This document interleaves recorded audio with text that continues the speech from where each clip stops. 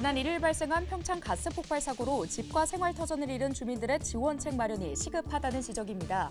평창군이 임시 주거와 식사를 지원하고 있지만 근본적인 대책 마련이 시급한 상황입니다. 지난 5일 단행된 원주시 공무원 인사를 두고 원주시청 공무원 노동조합이 강하게 반발하고 나섰습니다. 노조는 원광수 원주시장의 보복성 인사라고 주장하는 반면 원주시는 정당하고 적합한 정기 인사라고 맞서고 있습니다. 2024학년도 강원 지역 초등학교 예비 소집 결과 아동 14명의 소재가 확인되지 않아 강원특별자치도 교육청이 소재 파악에 나섰습니다. 하천군이 올해 행복주택과 개인주택 건축비 융자 지원 등을 통해 4천 가구 착공에 행정력을 집중할 계획입니다. 주거와 정주 여건 개선을 통해 인구 유입에 총력을 기울일 방침입니다.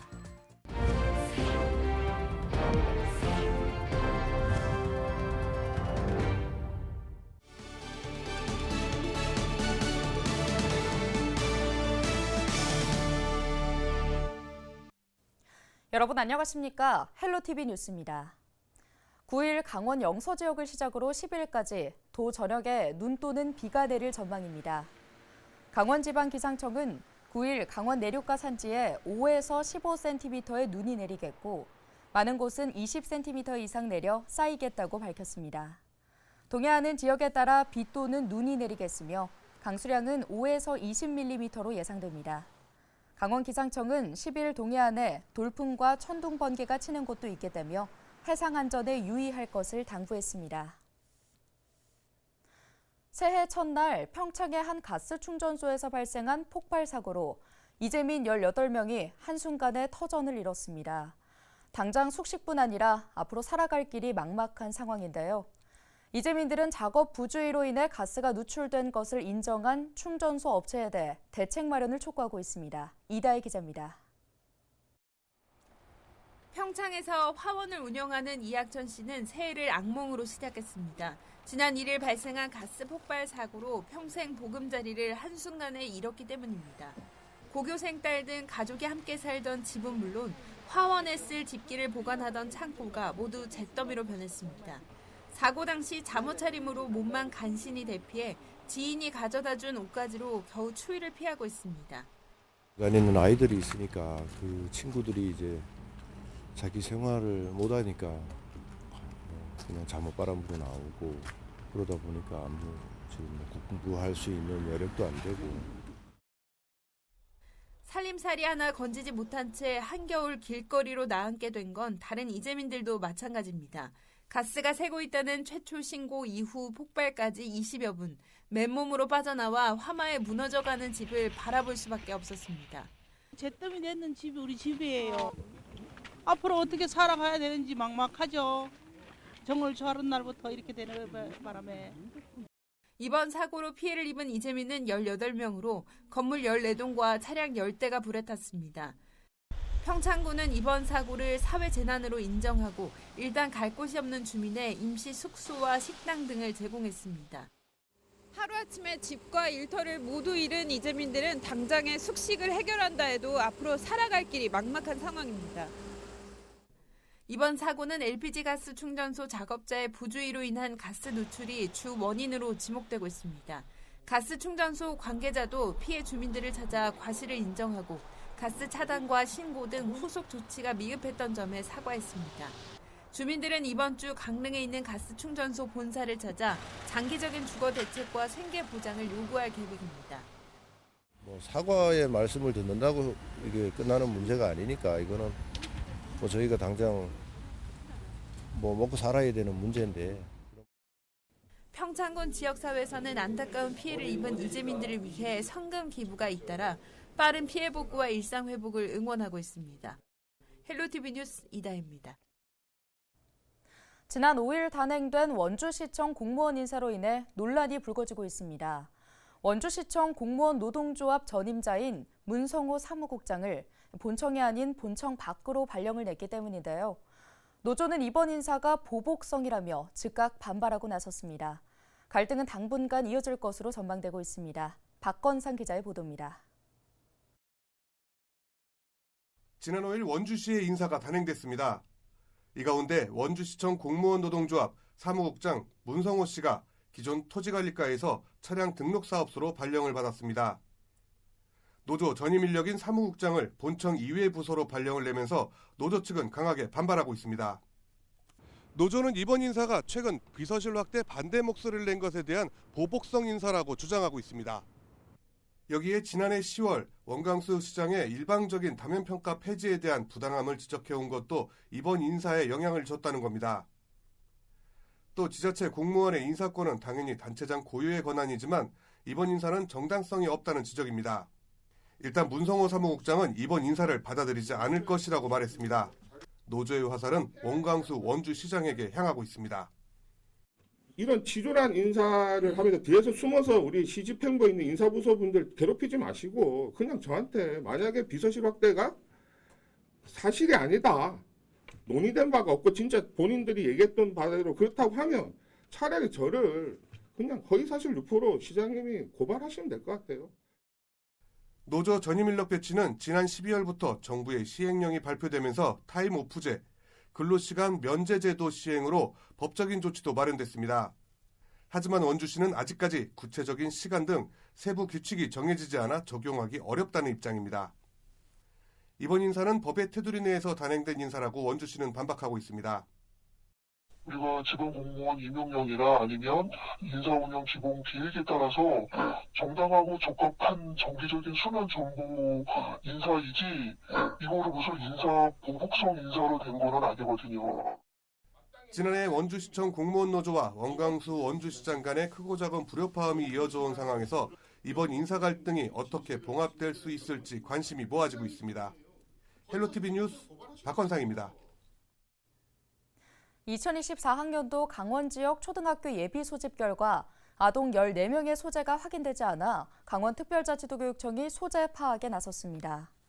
도교육청은 매년 지자체와 경찰 등의 협조를 받아 예비 소집에 불참한 아동의 소재를 100% 확인하고 있는데요. 이번 예비 소집에는 취약 대상 아동 9,824명 중 9,051명이 참여해 참여율 92.1%를 기록했습니다. 새해 첫 주말을 맞아 주말 동안 산악사고가 잇따랐습니다. 지난 6일 오후 1시 30분쯤 평창군 개방산에서 산행 중이던 70대 남성 A씨가 저체온증을 호소해 구조됐습니다. 같은 날 오후 3시 15분쯤엔 정선군 한백산에서는 50대 남성 B씨가 다리 경련 증상으로 움직일 수 없다는 신고가 소방에 접수됐습니다. 또 7일 정오쯤 태백시 태백산에서는 등산 중 어지러움을 호소한 50대 등산객과 탐방로에서 넘어진 70대 남성이 구조돼 병원으로 이송됐습니다.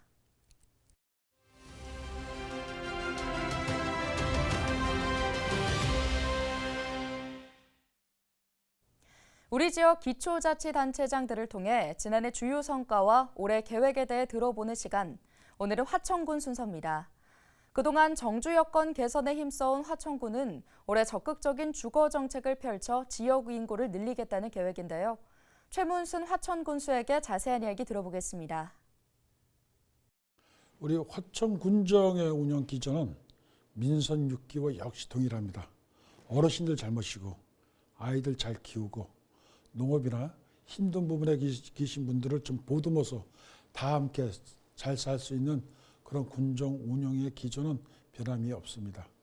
특히 아이 기르기 좋은 화천 만들기 프로젝트는 산후조리원서부터 대학교 졸업할 때까지 모든 것을 돈 없는 집 아이들도 전혀 불편함이 없이 힘듦이 없이 할 수 있는 공부 마음껏 할 수 있는 그런 여건을 만들어주는 것이 이제 정착이 됐다고 저는 자평하고 있습니다.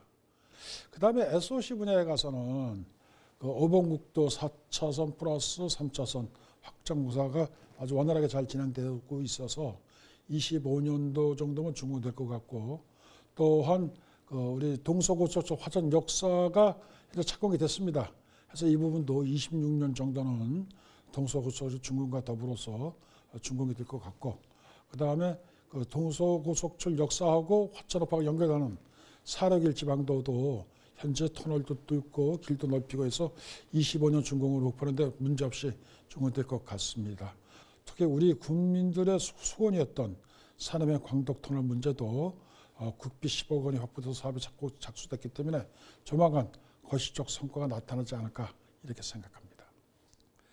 2024년도 중점 역점적으로 추진할 사업은 우리 화천에 와서 살고 싶은 사람 많은데 집이 없어요.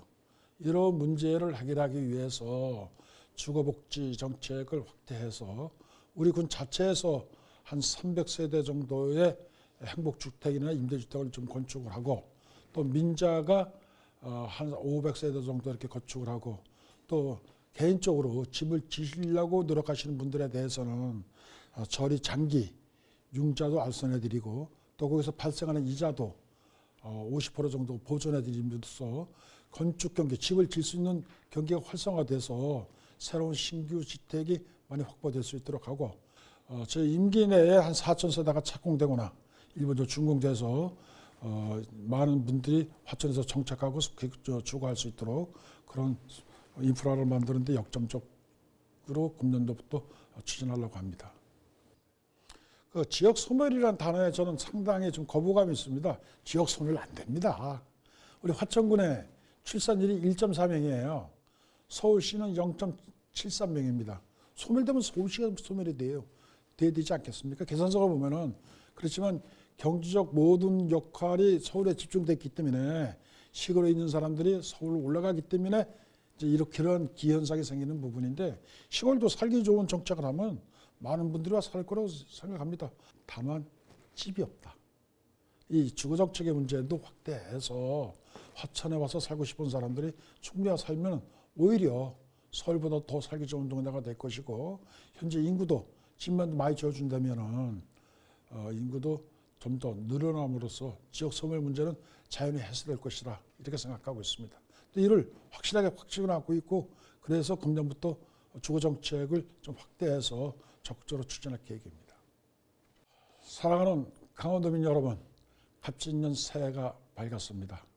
2023년보다도 2024년도에는 우리 강원특별자치도민들에게 보다 더 좋고 평안하고 행복한 일만 있으시길 바라면서 화정우수가 우리 강원도민 여러분들에게 새해 인사드리겠습니다. 새해 복 많이 받으십시오.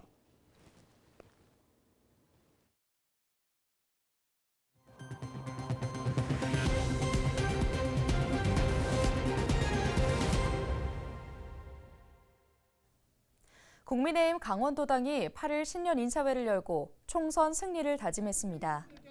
국민의힘 도당은 이날 원주 호텔 인터블고에서 한동훈 비상대책위원장과 박정하 도당위원장 등이 참석한 가운데 신년 인사회를 개최했습니다.